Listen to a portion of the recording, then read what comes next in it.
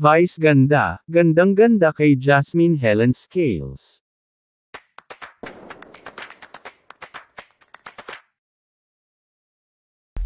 Noong nasa loob pa lang ng bahay ni Kuya ay marami na talaga ang nakapansin sa taglay na kagandahan ng optimistic at tinang dumagete na si Jasmine Helen Scales o mas kilala sa tawag sa kanya na Jas. Maging si unkabogable superstar na si Vice Ganda ay gandang-ganda dito.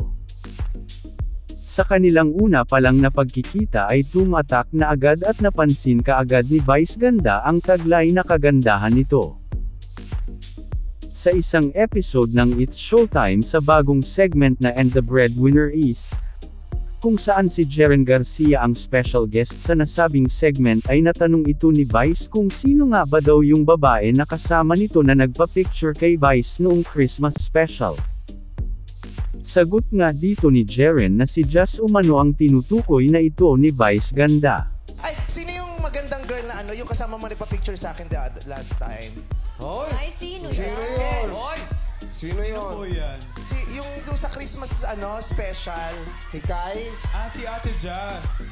Jazz? Jazz. Oo, ang ganda din nun. Dahil sa pagkapansin na ito ni Vice Ganda kay Jas, marami ang nagre-request na sana ay i-guest din ito sa It's Showtime. OMG Jasmine Helen, na-appreciate talaga ni Mimi ang kagandahan, love you Jas always. Kapag si Mim talaga nagandahan, totoong maganda talaga, my God.